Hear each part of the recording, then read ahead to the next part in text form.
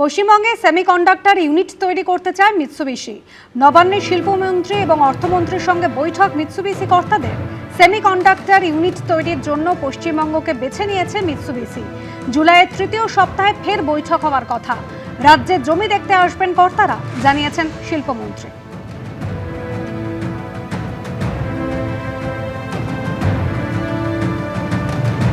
Mitsubishi যে দুজন গত 20 বছর আগেও যারা চেনে আর কি বাংলাটাকে, বা যারা ওই পেট্রোকেমিক্যালস এর ব্যাপার থেকে তাদের আসা যাওয়া, সেই টেরুও ফুজিতা এবং টমোফুমি কোয়ামা, তারা দুজন নবান্নে এসেছিলেন।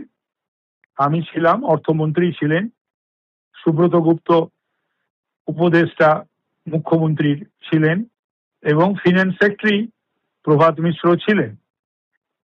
আমরা খুবই আমাদের সঙ্গে যে ডিসকাশন হয়েছে, খুব ভালো ডিসকাশন হয়েছে এবং ওরা আবারও কয়েকদিনের মধ্যে আসবে জায়গা দেখতে। ওরা সেমি কন্ডাক্টরের একটি ইউনিট বসাতে চাইছেন ভারতবর্ষে, এবং সেটাও পশ্চিমবাংলায়। যদি এই কলকাতায় এই ইউনিটটা বসে, তাহলে সেটা কেটার করবে ইস্টার্ন ইন্ডিয়া, এমনকি ইন্ডিয়াতেও করবে। ইরানের 9টির বেশি শহরে বিমান হামলা, আমেরিকার দক্ষিণ ইরানের বু শহরে আইআরজিসি ঠিকানায় হামলা, রাতে আমেরিকার বায়ু এবং নৌসেনার মিসাইল হানা।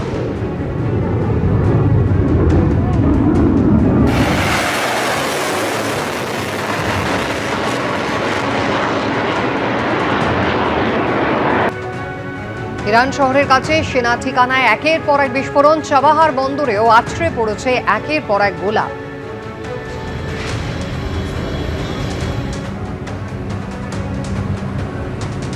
ইরানের কাছাকাছি সমুদ্র এলাকায় 20টিরও বেশি আমেরিকার যুদ্ধ জাহাজ টহল দিচ্ছে। আমেরিকার হামলার জবাবে মিসাইল উড়িয়ে দিচ্ছে ইরানও। হামলার ফল ভুগতে হবে আমেরিকাকে, পাল্টা হুঁশিয়ারি দিল ইরান।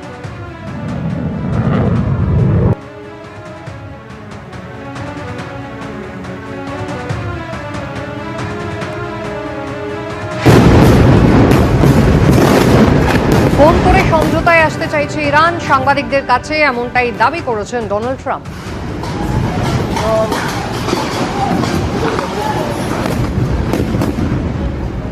আমাদের সঙ্গে এই মুহূর্তে সরাসরি রয়েছেন ব্রিগেডিয়ার দেবাশিস দাস। ব্রিগেডিয়ার দাস, 17ই জুন একেবারে ডোনাল্ড ট্রাম্প এবং মাসুদ পেজেশকিয়ান তারা যুদ্ধবিরতি সমঝোতা সই করলেন এবং তারপর কোথাও গোটা পৃথিবীর মানুষ ভাবতে শুরু করলো এবং কোথাও তার সুফলও আমরা পেতে শুরু করলাম যে যুদ্ধবিরতি হলো, একটা শান্তি। হঠাৎ কি এমন হলো যে বুধবার রাত্রে একটা হুঁশিয়ারি ডোনাল্ড ট্রাম্পের, আর তারপরে ফের আবারও একেবারে উত্তপ্ত হয়ে উঠলো গোটা পশ্চিম এশিয়া?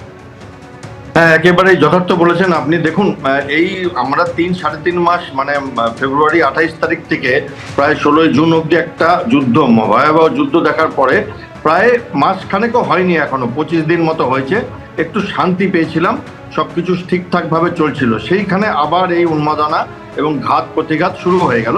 প্রকারান্তরে আবার সিজ ফায়ার যেটা হয়েছিল, যুদ্ধ স্থগিত, সেটা ঘেটে দেওয়া হলো এবং ট্রাম্প কালকে, উনি এখন ন্যাটো সামিটে আছেন, টার্কিতে আঙ্কারাতে আছেন, সেখান থেকে ঘোষণা করলেন যে এই পাগলদের সাথে কোনো সময় নষ্ট করে লাভ নেই, এরকমভাবে।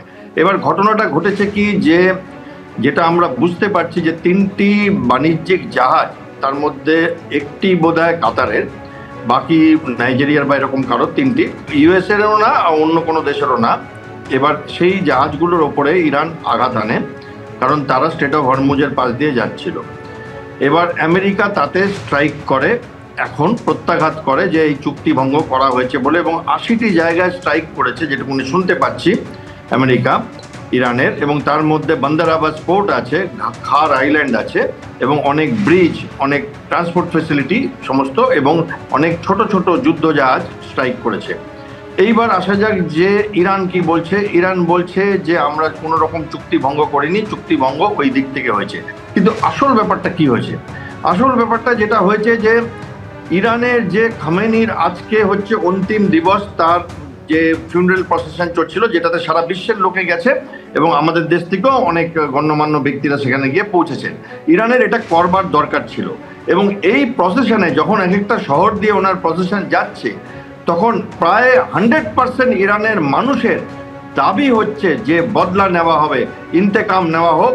এই অপমান আমাদের দেশের সুপ্রিম লিডারকে যিনি মেরেছেন সেই দেশের সাথে চুক্তি কেন হবে? এবং মনে হয় প্রকারান্তরে এটা একটা পলিটিক্যাল মেসেজ। তারা তাদের ফ্রন্টালটা শেষ করে নিয়েছেন এবং তারপরে তারা তাদের মতো করছেন। এবং এইখানে আমরা দেখতে পাচ্ছি যে একটি অতি শক্তিশালী দেশ, যার শক্তির কোনো সীমা নেই, সেই দেশটি তার ইচ্ছে শক্তির একটুখানি সীমা আছে, আর অন্য দেশটি অনেক কম শক্তির, কিন্তু তাদের ইচ্ছে শক্তির কোনো সীমা নেই। এবং সেইখানে সারা পৃথিবী, বিশেষ করে আমাদের মতো দেশ যারা এই যুদ্ধের সাথে পাশে নেই, তারা ফেসে গেছে। যেমন ধরুন Bharat, Japan, Australia, Malaysia, Philippines, Singapore. আমাদের এখন ভুগতে হবে, কারণ ইতিমধ্যেই আমরা দেখতে পাচ্ছি যে তেলের দাম 7-8% বেড়ে গেছে। আজকে হয়তো আরো বেড়ে যাবে। গতকাল বেশ কিছু মার্কেট পড়েছে, আজকেও পড়বার আশা করছি। এবং এর কারণ দেখতে হলে ইরানের গোয়ার্তুমি বলা যায়, এবং ইরানের নিউক্লিয়ার পাওয়ার নিয়ে গোয়ার্তুমি, হিজবুল্লাহকে এবং সিরিয়াকে ইসরায়েলের সাথে যুদ্ধ না করতে দেওয়া নিয়ে গোয়ার্তুমি, একদম ইসরায়েলের গোয়ার্তুমি এবং আমেরিকারও কিছুটা গোয়ার্তুমি।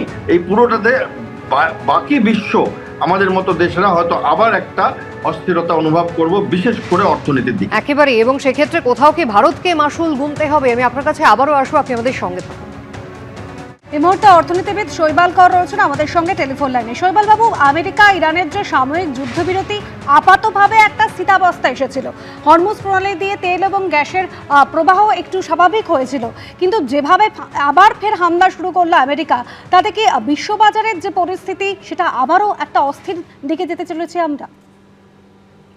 খুব সম্ভব, এবং দুর্ভাগ্যজনক যে মোটামুটি ধারণা হচ্ছিল যে একটি শান্তি চুক্তির কাছাকাছি যাবে দুটো দেশ। সেখানে দুটো দেশের রাজনৈতিক অবস্থান এবং পরিস্থিতি নিশ্চয়ই আলাদা রকম। আমার অবাক লাগে এই ভেবে যে আমেরিকা তো নিজেদের ডেমোক্রেসি বলে দাবি করে, কিন্তু কোনোভাবেই মানে ওদের ভেতরের যে ডেমোক্রেসির রিফ্লেকশন, সেটা কোনোভাবেই ট্রাম্পের সিদ্ধান্তে এসে পৌঁছয় না। এবং এটা প্রায় একতরফা। ইরানের তরফে একটা আপত্তির জায়গা তো রয়েছে এই ধরনের চুক্তি নিয়ে, এটা তো অস্বীকার করার উপায় নেই। কিন্তু সারা বিশ্বের নিরিখে সারা বিশ্বের অর্থনীতিকে বেসামাল করে দেওয়ার যে দায়িত্ব প্রায় আমেরিকার ঘাড়ে এসে পড়েছে, সেটা থেকে আমেরিকাকে বিরত করতে হবে। মানে এটা ওদের নিজেদের ক্ষমতা ছাড়া কিন্তু সম্ভব নয়, কারণ নেটোই বলুন অথবা ইউনাইটেড নেশনস, কেউই কিন্তু এটাকে রদ করতে পারছে না। ভারতের ক্ষেত্রে এই প্রবলেম তো সবচেয়ে বেশি, কারণ হরমুজ প্রণালী দিয়ে যে জাহাজ যাতায়াত করে সেটা মূলত পূর্ব দিকে আসার জন্য। এবং আমাদের মনে হয়েছিল যে যেহেতু যুদ্ধবিরতি এবং শান্তি চুক্তির দিকে যাচ্ছে, শুধু মধ্যপ্রাচ্যের যে তেল সরবরাহ সংস্থা এবং সেখান থেকে যাতায়াত করার সুবিধে সেটা পুনর্বহাল হবে, শুধু তাই নয়, তার সঙ্গে মধ্যপ্রাচ্যের যে বিরাট এভিয়েশন ইন্ডাস্ট্রি, অর্থাৎ আপনি যদি আগামী মাসের কথাই ভাবেন, অগাস্ট মাসে প্রচুর ছাত্রছাত্রী পূর্ব দিক থেকে পশ্চিম দিকে যায় পড়াশোনার জন্য, অন্যান্য কাজের জন্য, পুরোটাই কিন্তু জিওপার্ডাইজ হয়ে যায় এই ধরনের সমস্যা থেকে, এবং মানুষকে অনেকভাবে অর্থনৈতিক ক্ষতির মুখোমুখি হতে হয়। এইগুলো যে একটি আন্তর্জাতিক পরিসরে ভাবনার কোনো সুযোগ থাকছে না আমেরিকার একতরফা আগ্রাসনের জন্য, এটা খুবই দুর্ভাগ্যজনক। আমার মনে হয় যে অন্য যে নেটো গোষ্ঠীভুক্ত দেশগুলো আছে তাদের ট্রাম্প এখন দোষারোপ করছেন, কিন্তু যদি স্ট্যাটিস্টিক্স দেখবেন গত 3-4 বছরে ইউনাইটেড কিংডম, ফ্রান্স, জার্মানি থেকে সবচেয়ে বেশি সৈনিক মারা পড়েছে এই ধরনের যুদ্ধে। আমেরিকার কিন্তু তত ক্যাজুয়ালিটি হয়নি। তা সত্ত্বেও এই দেশগুলো খানিকটা সাহায্য করেছে এতদিন পর্যন্ত। এটাকে উইথড্র করাতে হবে। এটা উইথড্র না করতে পারলে, ট্রাম্প একলা না হলে এই যুদ্ধ থামা সম্ভব নয়। কারণ যতক্ষণ না ইরানের তেল ভান্ডার ট্রাম্প নিতে পারছেন, ততক্ষণ কিন্তু এই যুদ্ধ থামবে না। ধন্যবাদ শৈবাল বাবু। আমি আবারও কথা বলবো ব্রিগেডিয়ার দেবাশিস দাস আমাদের সঙ্গে এই মুহূর্তে সরাসরি রয়েছেন।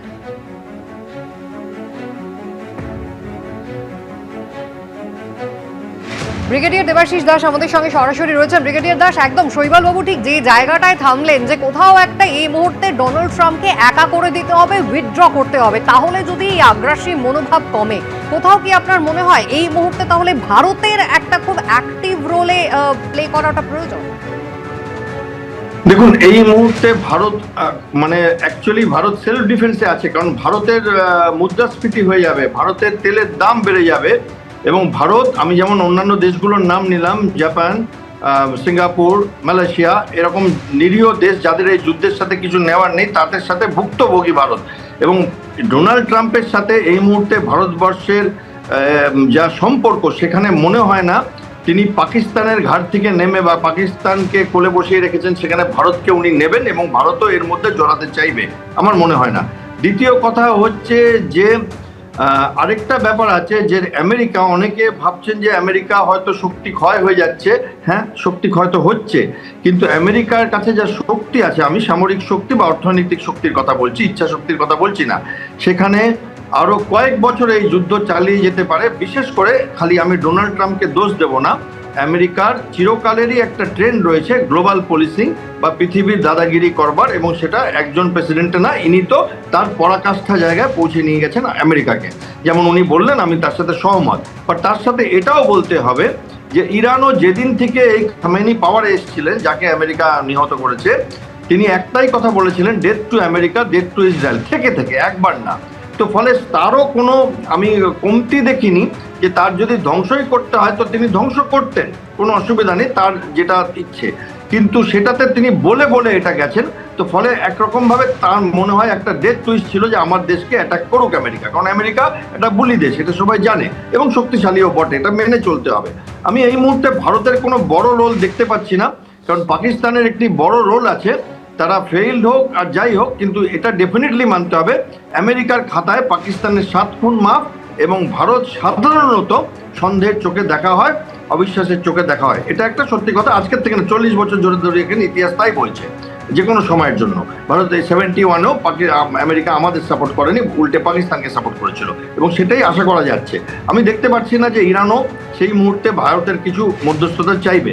আমাদের সার্ভাইভ করাটা কতটা আমরা গুছিয়ে নিতে পেরেছি এই সময়টায়, এই যে মাঝখানে আমরা বেশ একটা বড় সময় পেয়েছিলাম, আমাদের পেট্রোলিয়াম মিনিস্ট্রি বা আমাদের প্রধানমন্ত্রী এক্সচেঞ্জ কতটা আমরা গুছিয়ে নিতে পেরেছি, যাতে আমরা অ্যাবজর্ব করতে পারি এই হঠাৎ করে পেট্রোলের যদি খামতি হয়।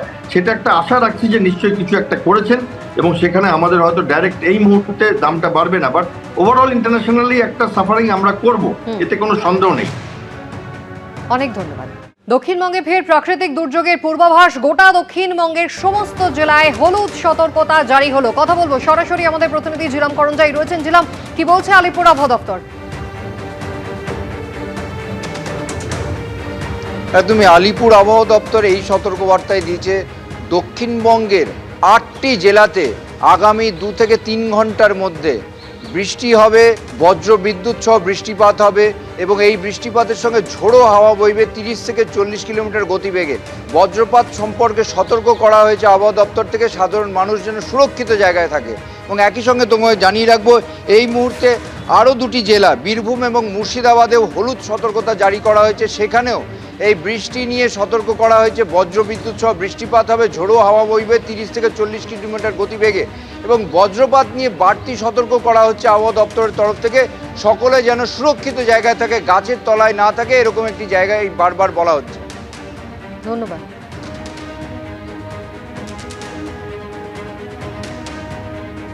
এবিপি আনন্দ, এগিয়ে থাকে, এগিয়ে রাখে।